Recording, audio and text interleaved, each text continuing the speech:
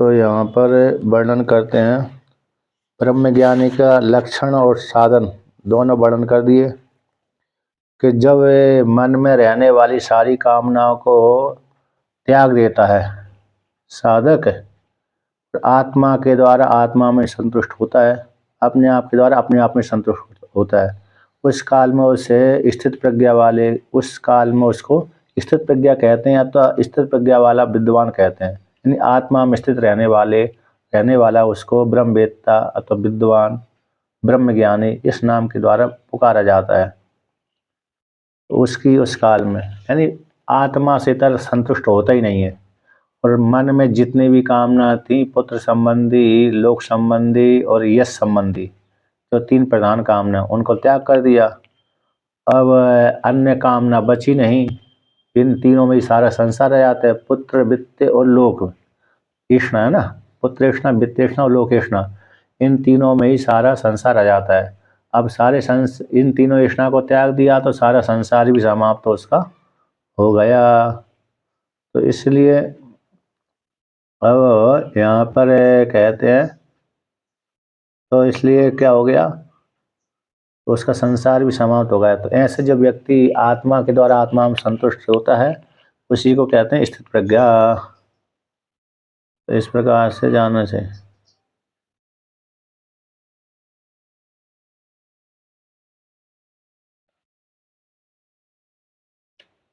तो अब आगे का श्लोक पाठ करते हैं।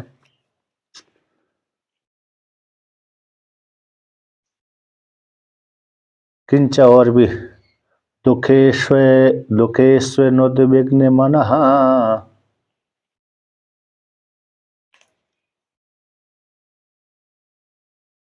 सुखेषु विगतस्पृहः वीतराग भय क्रोधः स्थित धीर मुनिरुच्यते।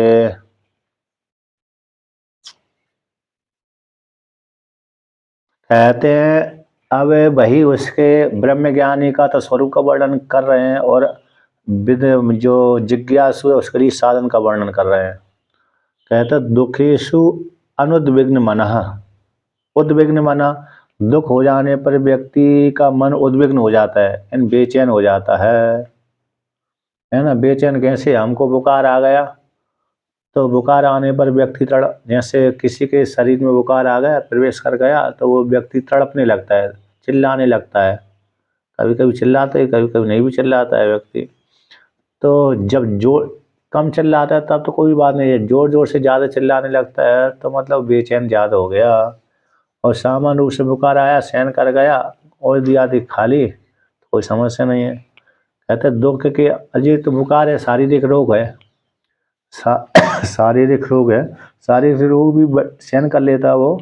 लेकिन जो मानसिक रोग होते हैं, किसी ने हानि कर दी, किसी ने नुकसान पहुंचा दिया, तब व्यक्ति बेचैन हो जाता है। किसी का नुकसान हो गया, एक तो उसमें वो हो जाता है, व्यक्ति परेशान हो जाता है। अथवा किसी ने हानि पहुंचा दी, उसको घाटा लगा दिया, तो उसकी निंदा आदि करता ही रहता है, छोड़ता ही रहता है। तो ऐसे दुख के आने पर शारीरिक संबंधी दुख भी है, मानसिक संबंधी दुख, सबसे बड़े खतरनाक मानसिक दुख ही होते हैं। तो जो मानसिक आदि दुख हैं, उन दुख के आने पर भी मन उसका उद्विग्न नहीं होता। और कहते हैं सुखेशु विगत स्पृहा, और सुख के आने पर भी उसको स्पृहा नहीं रहती, आकांक्षा नहीं रहती। यानी स्पृहा यानी आकांक्षा, वांछा और इच्छा, ये सारी उसकी निकल गई है। विगता वि विशेषण रूपेण गता निर्गता विगता स्पृहा, अस्मस्ता विगत स्पृहा। अतः जिसके मन से सारी कामना निकल गई, सुख संबंधी कामना भी निकल गई, दुखों के आने पर उसका मन बेचैन नहीं होता, तड़पता नहीं है, दुखी नहीं होता, सहन कर लेता है। और सुख के आने पर वह ज़्यादा उतावला नहीं होता, प्रसन्नता अपना का व्यक्त नहीं करता सभी के सामने जा जा करके। तो इस प्रकार से तो ऐसा जो साधक और ब्रह्मवेत्ता दोनों ही बीत राग भय क्रोधा, बीता गता निर्गता, यस्मा सा बीता, जिससे निकल गया, क्या निकल गया, राग भय क्रोध। रागस्य क्रोध भयस्य क्रोधस्यति राग भय क्रोध, इतने दोनों समास कर दिया। तो जिससे निकल गए हैं राग द्वेष राग भय क्रोध सा वीतराग भय क्रोधा। तो ऐसा वीतराग भय क्रोध वाला वो विद्वान मुनि स्थित धीरे मुनि रुच्यते, उसको आत्मा में लग गई है बुद्धि सिद्धि, ऐसे उसी को मुनि कहते हैं। मननाथ इति मुनि, यानी आत्मा का ही चिंतन करता है, अर्थात आत्मा में ही मनन करता है, आत्मा का ही मनन करता है। आत्मा का मनन मतलब हो गया मैं ब्रह्म हूँ, मैं करता नहीं हूँ, मैं भोगता नहीं हूँ, मैं सुखी नहीं हूँ, मैं दुखी नहीं हूँ, मैं स्त्री नहीं हूँ, मैं पुरुष नहीं हूँ, मैं बालक नहीं हूँ, न मैं बालिका हूँ, न मैं स्त्री, न मैं किसी की पत्नी हूँ, न मैं किसी का पति हूँ, न मैं किसी की माता हूँ, न मैं किसी का पिता हूँ। तो फिर मैं कौन हूँ? तो मैं तो निर्गुण निराकार असंग पुरुष ईश्वर आत्मा ब्रह्म हूँ। इस प्रकार से वो अब निरंतर चिंतन करता रहता है, उसी को ही मुनि कहते हैं, चाहे वो स्त्री हो, चाहे वो पुरुष हो, चाहे साधक हो, चाहे साधिका। अब आगे और वर्णन करते हैं। तो कहते हैं दुखेषु आध्यात्मिकादिषु प्राप्तेषु न उद्विग्नम न प्रक्षुभितम दुख प्राप्तौ मनो यस्य सो अयम अनुद्विग्न मनः। कहते हैं दुखों के आने पर, तीन प्रकार के दुख होते हैं, आध्यात्मिक दुख, आधिदैविक दुख और आदि भौतिक। आध्यात्मिक दुख तो हो गए शरीर संबंधी को लेकर के, शरीर को लेकर बुखार ज्वर आदि आ गया, है ना, कोई जुकाम आदि आ गया, जैसे ठंडी में जुकाम हो जाता है, गर्मी में उष्ण ज़्यादा आ जाता है, तो शरीर को लेकर के। अब आध्यात्म आदि भौतिक भूतों को लेकर के, भूतों को लेकर रास्ते में चल रहे हैं तो कभी कुत्ता है, कभी बिल्ली है, कभी सर्प है, कभी बिच्छू आदि है, उन्होंने परेशान कर दिया। जंगल में गए तो शेर आदि पीछे पड़ गए। तो कहते हैं ये आदि भौतिक हो। आदि दैविक देवता संबंधी दुख है, तो देवता संबंधी दुख कैसे हो जाते हैं? मतलब कहीं ज़्यादा बारिश हो गई, कहीं ज़्यादा तूफान आ गया, कहीं अकाल ही पड़ गया, तो ये कौन से हो गए? देवता संबंधी दुख है। तो आध्यात्मिक दुख, आदि भौतिक दुख, आदि दैविक दुख, जो तीन प्रकार के दुखों के आने पर भी मन बेचैन नहीं होता, प्राप्त होने पर भी उद्विग्न न उद्विग्नम मनम, यानी प्रक्षुभितम, क्षोभ को प्राप्त नहीं होता। ऐसे हम जल शांत, तालाब का जो जल है शांत रहता है, कूप का जल, तालाब का जल शांत रहता है, और नदी का जल जहाँ पर गहरा पानी होता है वहाँ शांत रहता है, लेकिन जहाँ धारा चलती वहाँ पर शांत नहीं रहता है। तो जैसे तालाब के जल शांत रहता है हवा न चलने पर, अब उसमें कोई ढेला फेंको तो जल क्षोभित हो जाता है, क्षोभ को प्राप्त हो जाता है। तो उसी प्रकार से यहाँ पर शरीर जीवात्मा में जब तीन प्रकार के दुखों से मन उद्विग्न नहीं होता, क्षुभित नहीं होता, दुख की प्राप्ति होने पर मन यश जिसको नहीं होता उसको बोलते हैं अयम अनुद्विग्न मनः, है ना। इस प्रकार से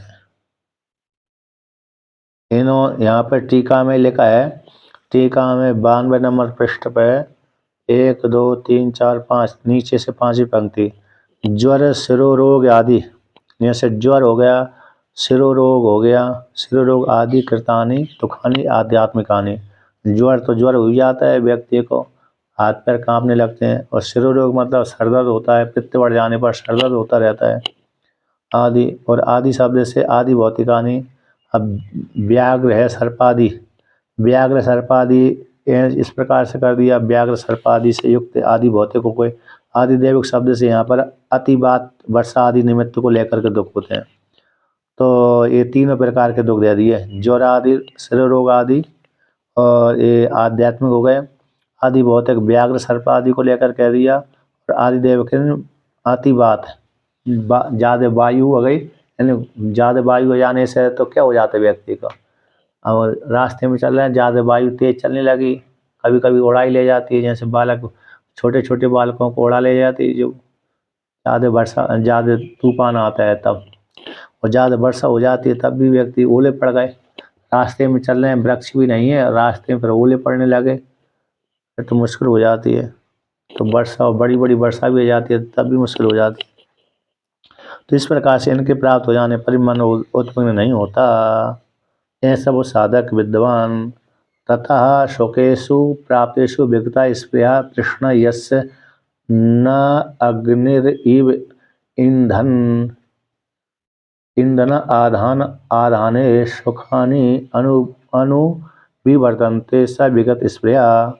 तथा उसी प्रकार से यहाँ पर कहते हैं सुखेशु प्राप्तेषु, सुख के प्राप्त हो जाने पर विगत स्पृहा, इसकी स्पृहा तृष्णा जिसकी निकल गई है, सुख के प्राप्त हो जाने पर भी जिसके मन में है ना तृष्णा, जहाँ से भोगों की वांछा को तृष्णा बोलते हैं, भोगों को चाहता है व्यक्ति, तो अभी उसके मन से इच्छा नहीं निवृत्त हुई, किंतु भोगों को अब चाहता नहीं, भोग के प्राप्त हो जाने पर भी भोग को नहीं भोगता हुआ भी उसमें आसक्ति नहीं रहता है, भोगता हुआ भी आसक्ति नहीं रहता, भोग की प्राप्ति की इच्छा भी नहीं करता। इस प्रकार से तो इसको बोलते हैं विगत स्पृहा। तो जिसके मन से तृष्णा निकल गई है, इससे जिसकी, जैसे जो दृष्टांत दिया है अग्निरेव ईंधन आधाने, अग्नि के जैसे अग्नि में ईंधन डाल देने से अग्नि प्रज्वलित हो जाती है, कैसी हो जाती है, बहुत प्रज्वलित हो जाती है, और नहीं होती है तो ईंधन नहीं है तो नहीं पर अरे नष्ट भी हो जा, नहीं जलती है। यहाँ पर क्या दिया है, अज्ञानी को, जैसे अज्ञानी को अज्ञस्य प्राप्तानि सुखानि अनु विवर्तन्ते तृष्णा विदुषसु न एवं इति वेदम दृष्टांत है। जैसे अज्ञानी व्यक्ति को सुख की प्राप्ति हो जाने पर उसकी तृष्णा बढ़ती रहती है, किंतु विद्वान को ऐसा नहीं होता है। वेदर्म दृष्टांत है, वेदर में ये न अग्नि इव ईंधन आदाने, ये जो दृष्टांत दिया है वेदर्म दृष्टांत दिया है। टीकाकार कहते हैं 93 नंबर पृष्ठ पर द्वितीय पंक्ति, यथा ही दाह्य से ईंधन आदिर अभि आधाने बर्निर अनु विवर्धते तथा अज्ञस्य सुखानि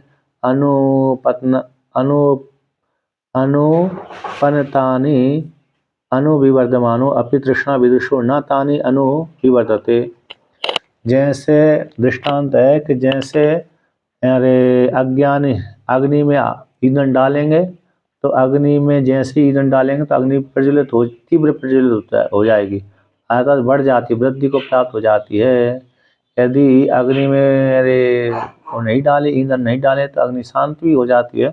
तो जैसे अग्नि में ईंधन डालने पर अग्नि तीव्र हो जाती है, उसी प्रकार से अज्ञानी को सुख की प्राप्ति हो गई, किसी भोगों की प्राप्ति हो गई, तो इसकी भोगों को लेकर के और रुचि पैदा हो जाती है, अज्ञानी की बढ़ती रहती है। किंतु ज्ञानी को भोगों की प्राप्ति हो जाने पर भी, भोग लेने पर भी उसकी रुचि समाप्त हो गई, निष्काम कर्म करते करते करते, तो उसकी तृष्णा नहीं बढ़ती। जैसे अज्ञानी की तृष्णा बढ़ती है, उस प्रकार से ज्ञानी की तृष्णा नहीं बढ़ती। इसलिए न अग्नि ईंधन आदाने, तो अग्नि के समान, जैसे अग्नि में ईंधन डालने पर अग्नि बढ़ जाती है, ऐसे विद्वान में तृष्णा नहीं बढ़ती। सुख के उपभोग करने पर भी उसको तृष्णा नहीं बढ़ती। सुखानि अनु विवर्धन्ते स विगत स्पृहा, अज्ञानी के बढ़ते रहते किंतु ज्ञानी के नहीं बढ़ते, तो विगत स्पृहा वाला है।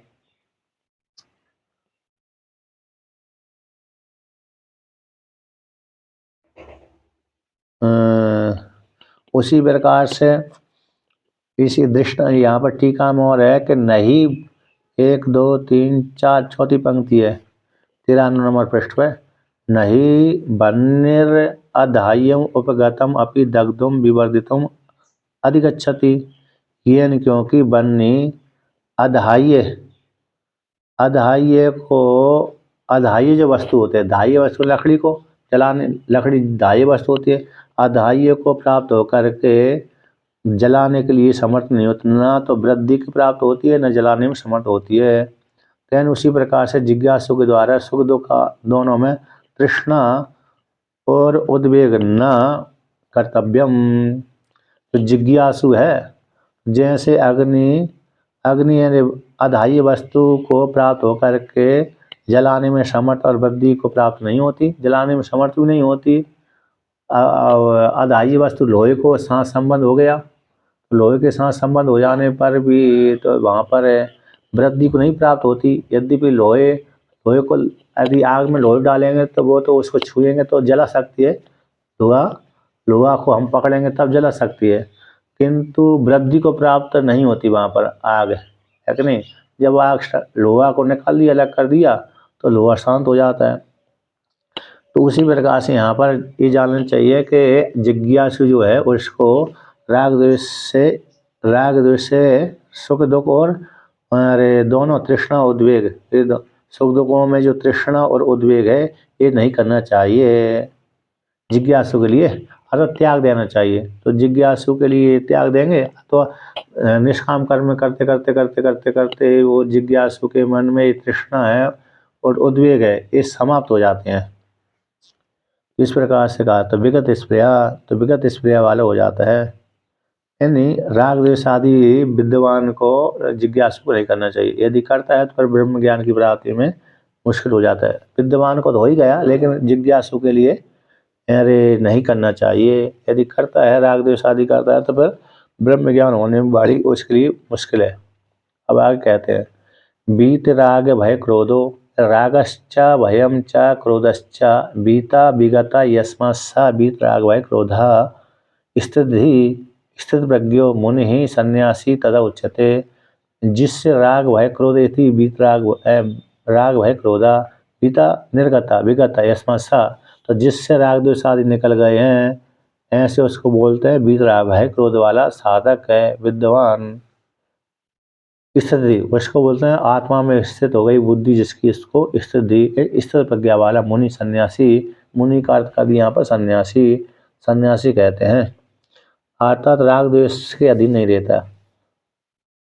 अनुभूत अभिनिवेश विषयों में रंजात्मकम तृष्णा भेदो रागा।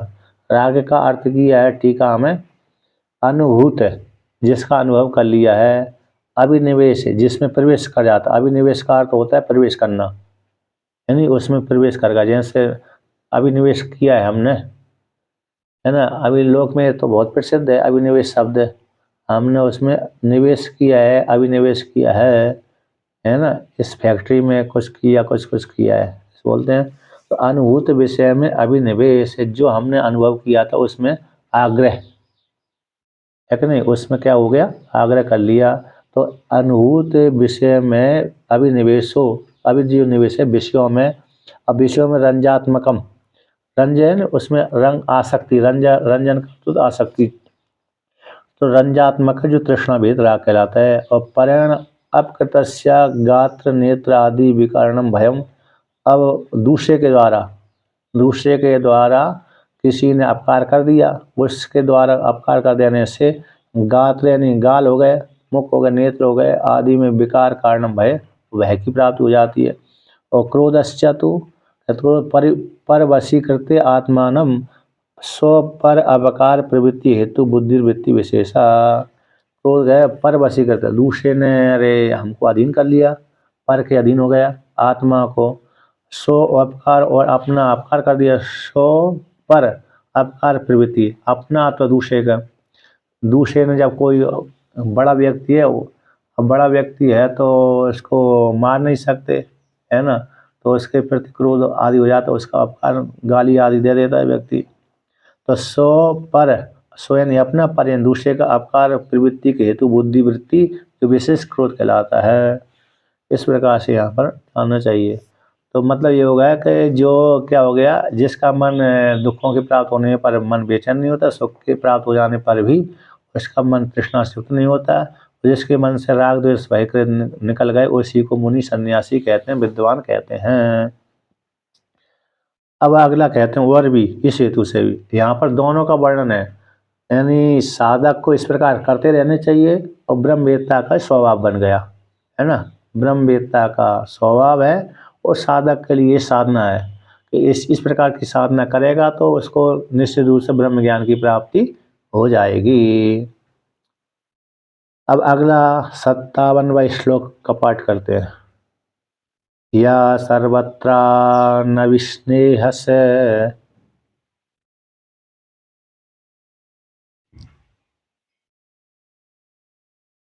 तत् तत् प्राप्य शुभाशुभम्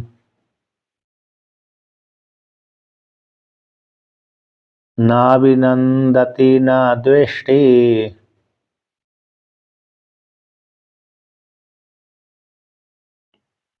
तस्या प्रज्ञा प्रतिष्ठिता।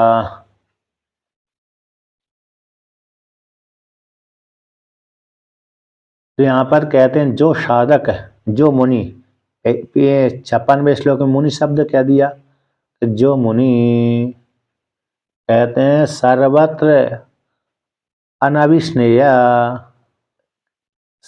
किसी भी स्थान पर क्या नहीं करता, स्नेह नहीं करता, सर्वत्र सभी जगह पर। यस्मिन् तामस वृत्ति विशेष के होने पर अन्य दिए हानि वृद्धि सर्वस्मिन् आरोप्यते सो अभिनिवेश तद भाव से तादृश।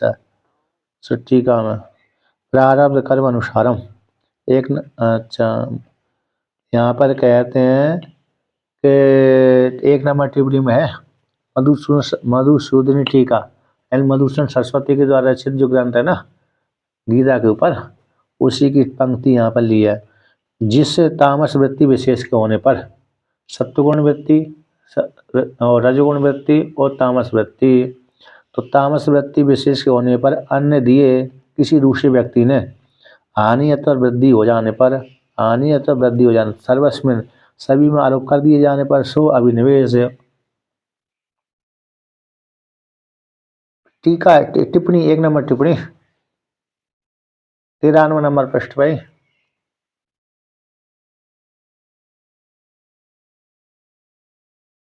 हाँ, तो हानि वृद्धि सभी में सर्वस्व में सभी में आरोप्यते, सभी में आरोप कर देता है। किसी ने हानि कर दी है तो और इस प्रकार से, और द्वेष कर दिया तो हानि मतलब वृद्धि कर दी तो इसके ऊपर इस प्रकार सु अभिनिवेश है, यानी उसके प्रति क्या सो आरोप्यते सु अभिनिवेश तद्भाव तादृशा, अर्थात किसी ने वृद्धि कर दिया तो उसके प्रति झुकाव हो गया, किसी ने हानि पहुंचा दी उसके प्रति द्वेष हो गया। तो अभिनिवेश दोनों प्रकार का कर दिया, लाभ वाला अभिनिवेश और द्वेष वाला अभिनिवेश है कि नहीं। जैसे भगवान श्री कृष्ण अभिनिवेश कंस का हो गया था, द्वेष वाला शत्रु वाला, और उद्धव जी आदि का अरे प्रेम वाला रहा इत्यादि। अर्जुन आदि का जो अभिनिवेश था वो मित्र आदि को लेकर के हो गया, तो प्रेम वाला मित्रता वाला।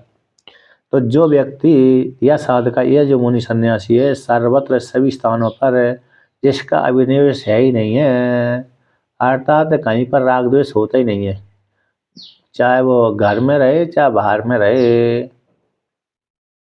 है ना।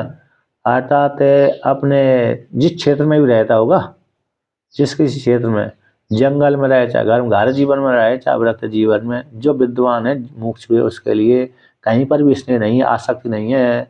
परिवार में रह करके भी परिवार में आसक्ति नहीं है ना। और व्यक्ति जीवन में रह करके भी वहाँ पर भी किसी के साथ आसक्ति नहीं है। तत्त प्राप्त शुभम, उस वस्तु को प्राप्त करके। तत्त 2 नंबर टिप्पणी में है प्रारब्ध कर्म के अनुसार व्यक्ति को, क्योंकि जीवन ये जो शरीर मिला है पाप पुण्य के मिश्रण से मिला हुआ है, पुण्य ही पुण्य हो मिले ऐसी बात भी नहीं, पाप ही पाप हो ऐसी बात भी मिले नहीं। तो कभी कभी पाप ज़्यादा बढ़ जाते हैं तो ज़्यादा कष्ट प्राप्त होता है, ज़्यादा पुण्य होते हैं तो ज़्यादा सुख प्राप्त होता है, लेकिन पाप पुण्य के मिश्रण से ही ये शरीर बनता है मनुष्य योनि में। तो प्रारब्ध के अनुसार शरीर प्राप्त हुआ, और प्रारब्ध के अनुसार जब शरीर प्राप्त हुआ तो उसमें सुख दुख दोनों आएंगे। तो सुख दुख की शुभ और अशुभ है, शुभ यानी सुख हो गया, अशुभ यानी दुख हो गया। तो शुभ और अशुभ के प्राप्त होकर के उद्विग्न नहीं होता, उसका इसलिए नहीं होता। कहते हैं शुभ अशुभ का प्राप्त हो जाने पर, शुभ के प्राप्त हो जाने पर न अभिनंदनती, शुभ के प्राप्त हो जाने पर व्यक्ति आनंदित होता है ना। तो आनंदित कब होता है, जब हमको धन बहुत प्राप्त हो जाए, हमारे पास 1 रुपये नहीं है और हमारे को लाखों रुपये मिल गए तो आनंदित हो जाता है। शुभ के प्राप्त हो जाने पर आनंदित नहीं होता है।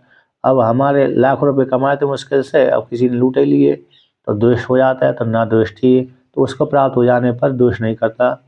अतः उसकी बस उस विद्वान को की प्रज्ञा प्रतिष्ठिता आत्मनि, ऐसे उस मुनि की प्रज्ञा कहाँ पर प्रतिष्ठित हो जाती है, आत्मा में स्थित है। जो इस प्रकार से शुभ के द्वारा आप आनंदित नहीं होता, द्वेष के द्वारा अशुभ के द्वारा द्वेष नहीं करता, तो उसकी प्रज्ञा प्रतिष्ठित हो जाती है।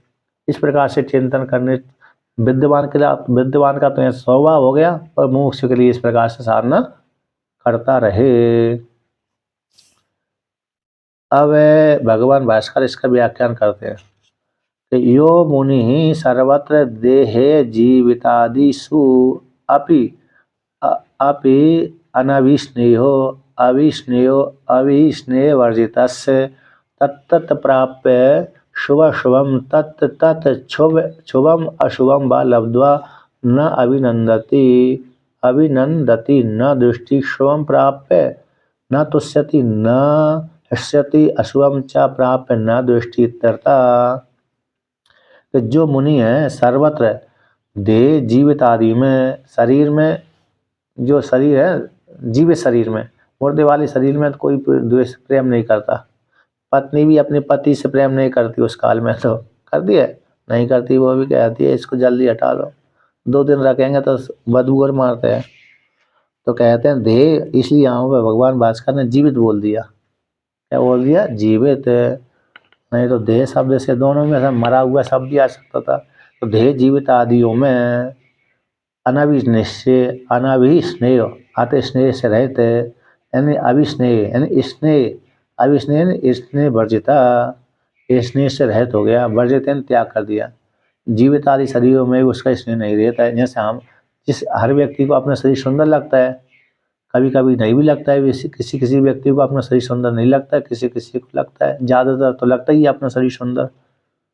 तो कहते हैं तो अपने शरीर में भी उसका स्नेह नहीं रहता, दूसरे के शरीर में तो रहेगा ही नहीं। जब अपने शरीर में स्नेह नहीं है तो दूसरे शरीर में कैसे स्नेह रहेगा, है ना। और जिसका स्नेह शरीर में रहता है इसलिए वो श्रृंगार भी करता है जिस प्रकार से, जिसका शरीर में स्नेह नहीं है श्रृंगार भी नहीं करता वो। तो कहते हैं स्नेह तत् प्राप्त तत् प्राप्त। आज कौन सी चतुर्थी है? रूप चतुर्थी है ना।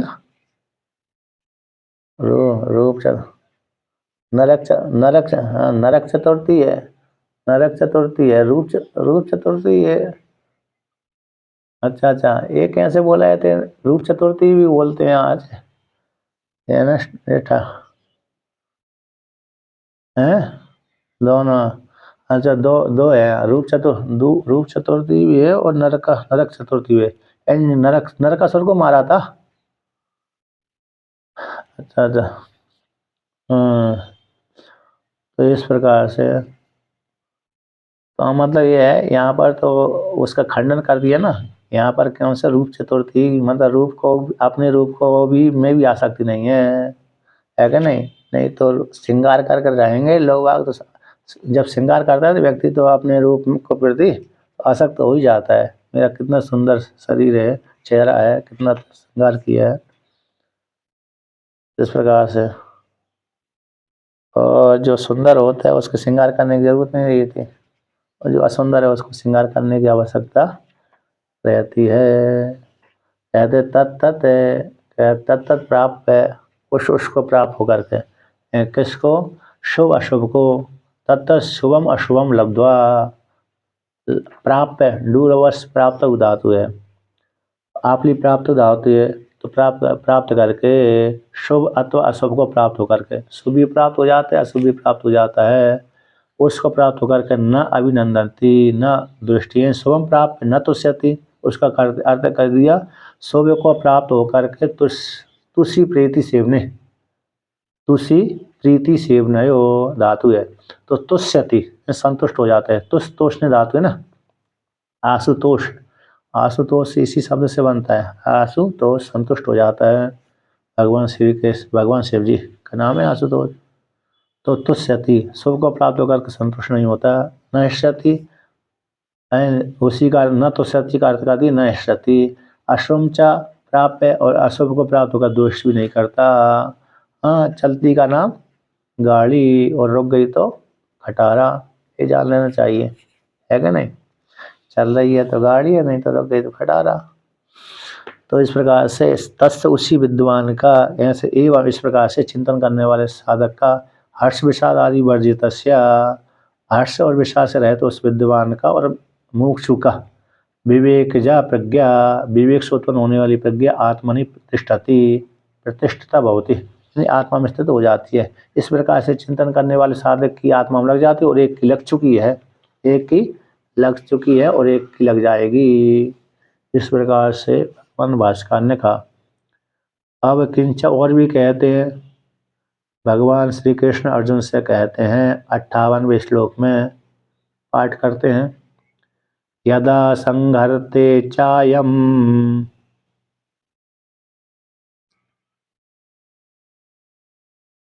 कूर्मोऽङ्गानीव सर्वशः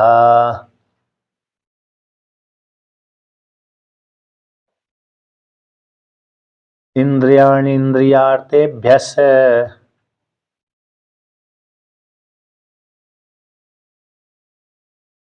तस्या प्रज्ञा प्रतिष्ठिता।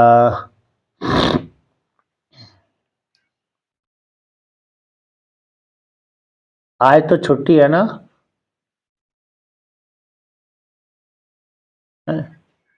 अच्छा नहीं, अच्छा अच्छा अच्छा अच्छा।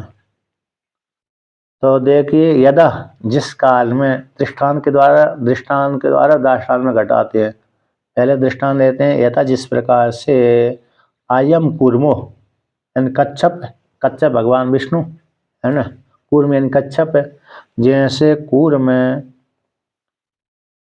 स्ववशीभूतम आपादितम ज्ञानिष्ठा प्रवृत्तो यति न तो अयम शब्द स्थिर प्रज्ञा परामर्शति। तो जैसे अयम कूर्म अंगानि इव सर्वसा संगर्ते, दृष्टांत है जैसे कूर्म को भय बना रहता है, कूर्म है ना, जिस काल में कूर्म को लगता है कि कोई व्यक्ति मेरे ऊपर हमला कर रहा है, उस काल में अपने हाथों को और हाथ पैरों को और मुख को, पैर ही तो होते हैं मुख और पैर, अच्छा हाथ हाथ और पैर एक ही तो होते हैं उसके हाथ से एक ही होते हैं, एक ही होते हैं, है कि नहीं? चार पाए हैं पैर, चार पाए होता है।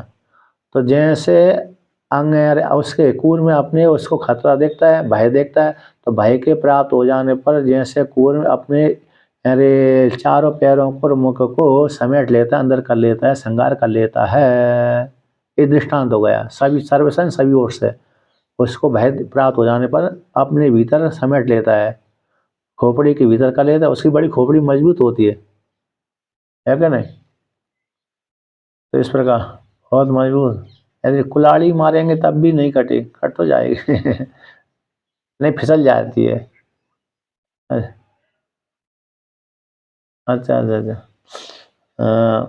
जैसे भगवान ने समुद्र मंथन किया तो कहते हैं जब जो कच्चा रूप धारण किया था तो उनको ऐसा लगा बहुत थोड़ी सी खुजली मिट्टी है मेरी।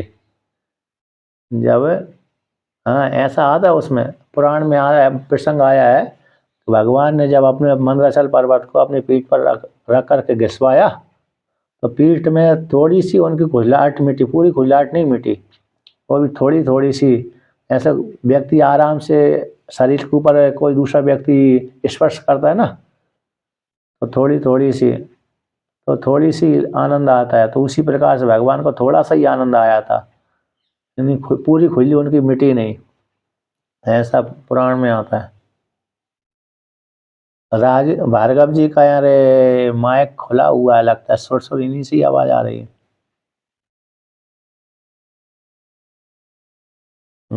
तो कहते हैं हाँ, जहाँ पर सुर सुर की आवाज ना वहाँ तो कोई समस्या नहीं रहती, कभी कभी सुर। तो कहते हैं ये हो गया जैसे दृष्टांत को अब्दाष्टम में घटाते हैं। दृष्टांत पहली पंक्ति पहला पाद है, द्वितीय पाद दृष्टांत हो गया, तीसरा पाद चौथा पाद यानी दाष्टान्त है। उसी प्रकार से विद्वान भी, विद्वान साधक तो हो ही गया और विद्वान के लिए इंद्रियाणी इंद्रियार्थेभ्यस्य तस्य, कहते हैं इंद्रियां अपने विषय को सेवन करने जाती हैं, इंद्रियां अपने अपने विषय का सेवन करने जाती हैं। 5 ज्ञानेंद्रिय 5 कर्मेंद्रिय अपने अपने विषय का सेवन करती हैं। इंद्रिय अर्थेभ्यस, तो इंद्रियों के द्वारा जो इंद्रिय अपने अपने विषय का सेवन कर वहां से निवृत्त कर लेता है साधक है, अर्थात इंद्रियों को विषय को धावन करने नहीं देता, इंद्रियों को अपनी अपनी विषय के प्रति धावन करने नहीं देता। हाँ, भोजन पानी तो करने ही देगा, भोजन पानी नहीं करेगा विद्वान तो मर ही जाएगा, शरीर छूट जाएगा। लेकिन यहाँ पर यह है कि राग द्वेष से रहित होकर के जाने नहीं देता, भोजन अकेला कर लिया फिर चिंतन करने लगता है, आत्मा का चिंतन करने लगता है। तो जिस प्रकार से कर्म कूर्म में अपने अंग समेट लेता, उसी प्रकार से विद्वान भी अपने इंद्रियों को इंद्रियों के विषय से समेट लेता है, अर्थात बाहर के विषयों का सेवन करने नहीं देता, नहीं जाता, मन भी नहीं जाने देता और इंद्रियों को भी नहीं जाने देता। फिर क्या करता है उनको, तो इंद्रियों के सहित मन को आत्मा में लगा देता है। तस् जो लगा देते ऐसा विद्वान विद्वान और साधक है, तस् उसी की प्रज्ञा आत्मा में प्रतिष्ठित हो जाती है ना, ज्ञान निष्ठा को प्राप्त हो जाता है। अब इस प्रकार से जान लेना चाहिए। यहाँ पर 2 नंबर टिप्पणी में दिया है, ज्ञान निष्ठा की प्राप्ति हो जाने पर प्रवृत्ति यति, 2 नंबर टिप्पणी में, तो ना तो अयम शब्द स्थित प्रज्ञा परामर्शति, ज्ञान निष्ठा में प्रवृत्ति यति, ज्ञान निष्ठा में जो प्रवृत्ति हुआ यति है, तो यहाँ पर इसको वर्णन किया, किंतु यह शब्द स्थित प्रज्ञा को परामर्शित नहीं करता, स्थित प्रज्ञा को परामर्शन नहीं करता, जिसकी बुद्धि प्रवृत्त हो गई है उसका परामर्श नहीं करता, बल्कि अभी ज्ञान निष्ठा में प्रवृत्त है, मुमुक्षु, कैसे मुमुक्षु, अभी इस प्रकार से वो इसको क्या कर रहा है, प्रवृत्त हो रहा है, चिंतन कर रहा है। तो चिंतन कर रहा है तो फिर चिंतन करते करते अभी साधक अवस्था को प्राप्त नहीं हो, साध्य अवस्था को प्राप्त नहीं हो, बल्कि साधक ही है अभी, इस वाक्य को लेकर के। तो तस् उसकी प्रज्ञा आत्मा में प्रतिष्ठित हो जाती है। ऐसे चिंतन करते करते करते भगवान भास्कर व्याख्यान करते हैं, यदा जिस काल में संगर्ते थे, यदा संगर्ते सम्यक उपसंगर्ते चा अयम ज्ञान निष्ठायां प्रवृत्तो यतिहि कूर्मो अंगानि वे सर्वस्व यथा कूर्मो भयात स्वानि अंगानि उपसंगर्ते सर्वता एवं ज्ञान निष्ठा इंद्रियाणि इंद्रियार्थेभ्य से सर्वे विषयभ्यो उपसंगर्ते। जिस काल में, यदा जिस काल में द प्रत्येक कालार्थ में होता है संगार कर लेते हैं, सम्यक रूप से उपसंगर्ते, कौन, अयम, ये जो पूर्व में, उसी प्रकार से ज्ञान निष्ठा में प्रवृत्ति यति भी, उसी प्रकार से ज्ञान निष्ठा में प्रवृत्ति जो यति है वही यति भी कूर्म के समान। तो दृष्टांत यहाँ पर कूर्म, जैसे कूर्म अपने अंगों को सभी ओर से समेट लेता है, यानी भय के प्राप्त हो जाने पर, भय के कूर्म को जब भय लगता है कि मेरे ऊपर कोई खतरा आ गया, कोई हमला कर रहा है, तो भय के प्राप्त हो जाने पर कूर्म अपने अंगों को श्रृंगार कर लेता है सभी ओर से, चारों ओर से।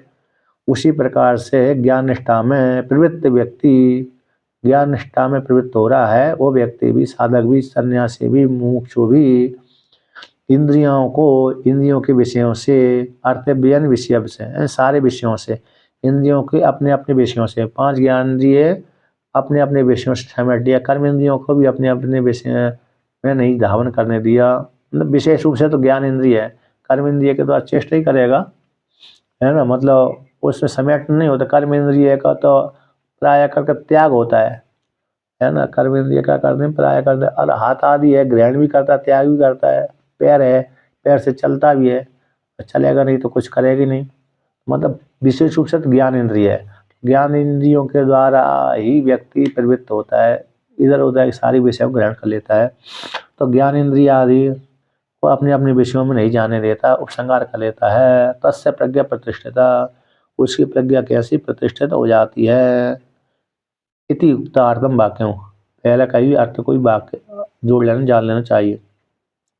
अतः इंद्रियों को विषयों से विमुख कर लेता है, जो इंद्रियों को विषयों से विमुख करना ही प्रज्ञा स्तरीय हेतु कहलाता है। इस प्रकार से जान लेना चाहिए। अब आगे कहते हैं, तत्र तत्र विषयान अनहरत आतुरस्या अपि इंद्रियाणि निवर्तन्ते कूर्मांगाणि इव संहृते न तो तद विषयो रागः स कथम संहृति इति उच्यते। यहाँ पर कहते हैं तत्र, विव्यार भूमि में, तत्र शब्द का अर्थ हो गया विव्यार भूमि में, यानी इंद्रियों का विषयों से बेमुख होने पर भी इंद्रियों का विषयों से विमुख हो जाने पर भी तद विषय में राग की अनुवृत्ति देखी जाती है, तो कैसे प्रज्ञा का लाभ होगा? पूर्व पक्षी का कहना है कि इंद्रियों का विषयों से विमुख कर लिया, जैसे हमने कोई सामने स्त्री जा रही है तो पुरुष जा रहा है, तो उसको देखना देखना था हमको, तो हमने नहीं देखा, तो इंद्रियों को हमने विषयों से हटा लिया, किंतु उस विषय में राग की अनुवृत्ति देखी जाती है।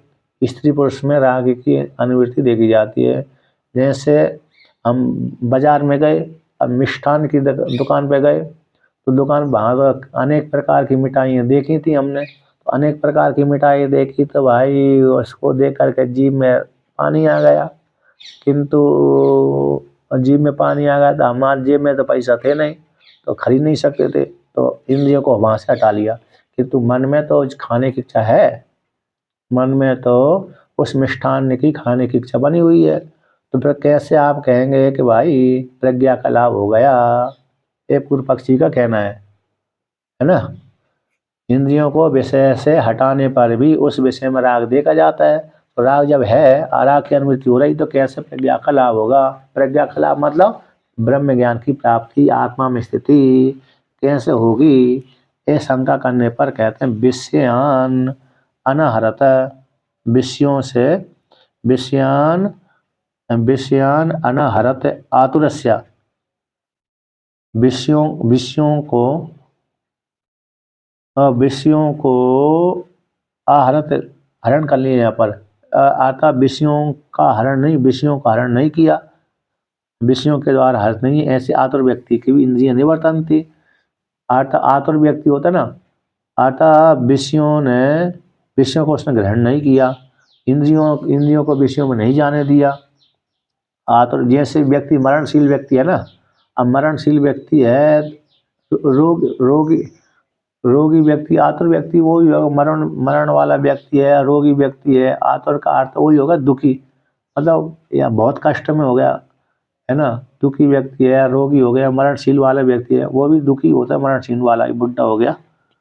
तो कहते हैं ऐसे आतुर व्यक्ति का, रोगी वाले व्यक्ति का विषयों का इंद्रिय हरण नहीं कर पा रहे, ग्रहण नहीं कर पा रहे, तो कूर्मांगाणी संगृति, तो कूर्म के साथ अंगों को जैसे वो समेट लिया, जैसे जैसे कूर्म, क्योंकि इंद्रियों में सामर्थ्य नहीं है उसमें, रोगी वाले व्यक्ति में, तो कूर्म के समान ही उसने अभी इंद्रियों को क्या कर लिया, समेट लिया, किंतु तद विषय में राग है तो बैठा हुआ है, ना तो तद विषय राग,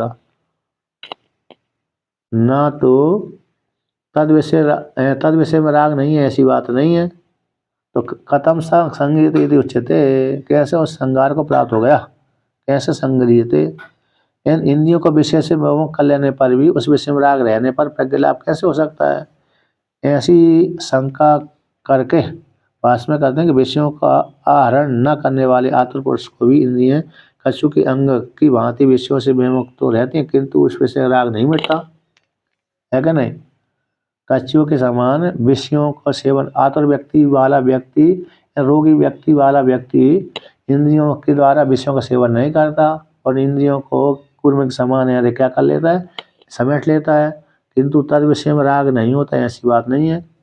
उसका राग तो विषयों में बना हुआ है, तद विषय राग बना हुआ है, तो मिटा नहीं है। जब मिटा नहीं है तो कैसे कथम संगीते, उसके विषय में राग कैसा सा वो राग है, कथम संगीत, जैसा राग बैठा हुआ वाला व्यक्ति कैसे उस प्रकार से संहार करता है, अब तो राग कैसे उससे मिटेगा? सकतम संगीत, सा शब्द से 5 नंबर टिप्पणी का राग, तो राग कथम संगीत, राग को कैसे निवृत्त करेगा, हटाएगा?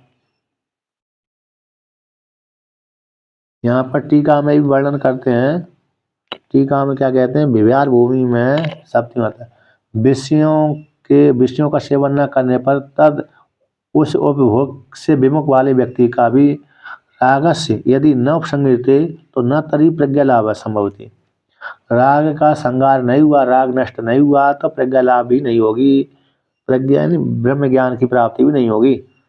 और रागस्य तत्परिपंथिनत्वात्, क्योंकि राग है ब्रह्म ज्ञान का विरोधी है, परिपंथिनी शब्द का अर्थ होता है विरोधी पार्टी, है ना।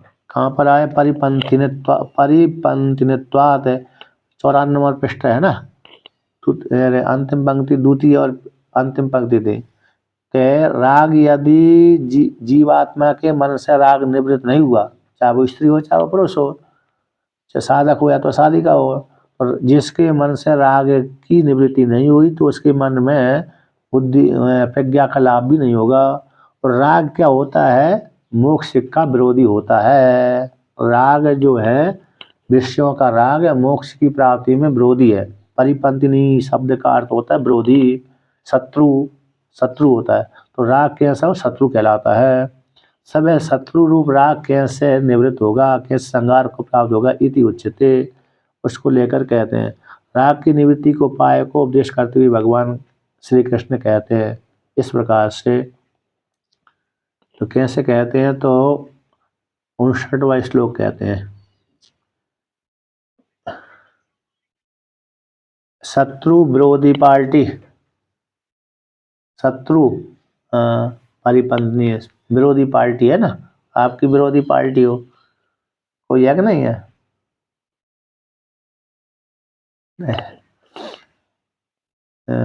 शत्रु शब्द का प्रयोग है, परिपंथी शब्द का अर्थ शत्रु, विरोधी पार्टी हो गई, विरोध करने वाले, राग द्वेष, मतलब इसके मोक्ष के विरोधी।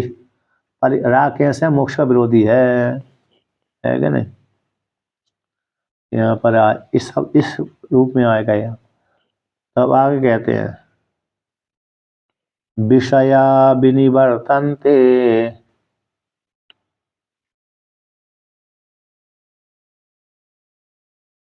निराहारस्य देयिनः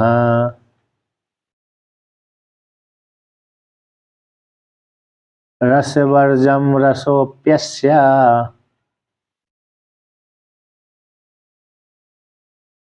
परम दृष्ट्वा निवर्तते।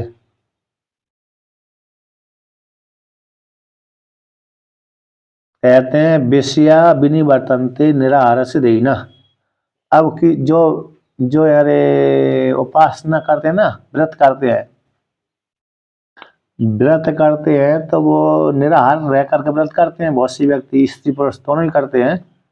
तो निराहारस्य देयी के विषय तो निवृत्त हो जाते हैं, किंतु विषयों में का राग नहीं जाता है। जैसे किसी व्यक्ति ने नवरात्रि निकल गई, नवरात्रि व्रत किया, अनुष्ठान किया, तो क्या अनुष्ठान किया कि मैं भाई 9 दिनों तक भोजन नहीं करूँगा और 9 दिनों तक खूब साधना करूँगा। ठीक है, साधना कर रहा है, लेकिन वही व्यक्ति जब भूख लगती है तो भूख की रोटी याद आती है उसको। किसकी याद आ रही है? रोटी की याद आ रही है। अब संयोग बस कहीं कोई वहाँ पर उसके जहाँ पर अनुष्ठान कर रहा था वहाँ पर कोई मंदिर भी रहा होगा, मंदिर भी रहा होगा तो मंदिर में खूब व्यक्ति और मिठाई आदि भोग लगाते होंगे। तो मिठाइयों को देख करके जीभ में रस आ जाता है ना, पानी आ जाता है, तो फिर वो उसको रस तो बना हुआ है। कहते निराहार व्यक्ति के विषय तो निवृत्त हो जाते हैं, किंतु विषयों में जो राग है वो निवृत्त नहीं होता। तो राग कैसे होगा? राग की निवृत्ति कैसे होगी? तो रसवर्जम रसोप्यस्य, रसवर्जम राग मृत, राग रूप रागम ऋते, राग मृत है ना इत्यर्थ। रस वर्जम, रस राग को छोड़ करके, रस वर्जम शब्द का रागम ऋत, राग को छोड़ करके, रसो अपि, अब राग को रसो अपि, रसों जो विषयों में राग बैठा हुआ था, राग रसो अपि अस्य, इस परम दृष्टि निवर्तते। जो विषयों सूक्ष्म रस है, एक तो स्थूल विषयों को तो उसने त्याग दिया, जो बाहर के विषय देख रहा जाता है, क्योंकि लोग सारे देखेंगे।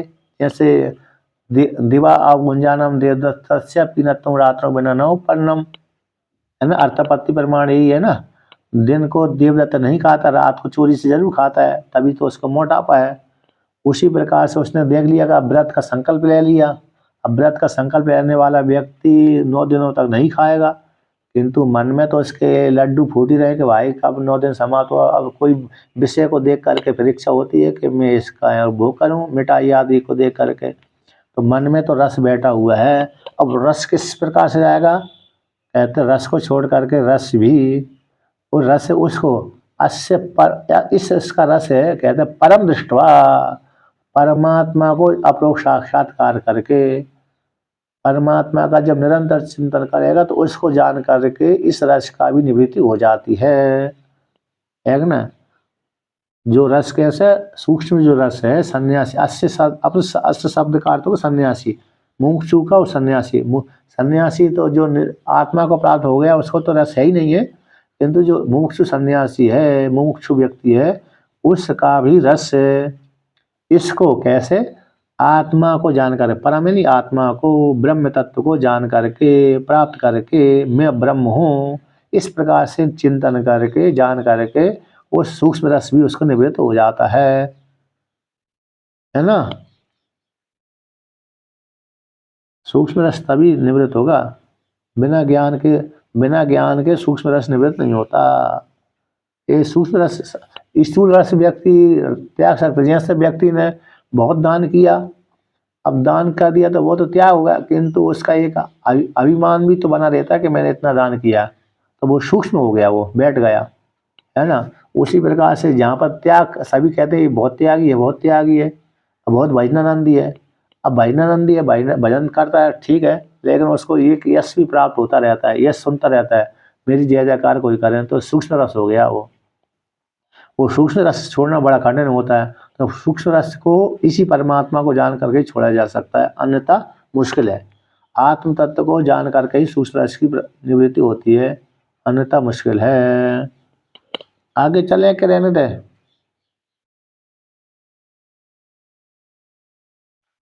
रहने दे, फिर बड़ा भी है, ठीक है। कल एक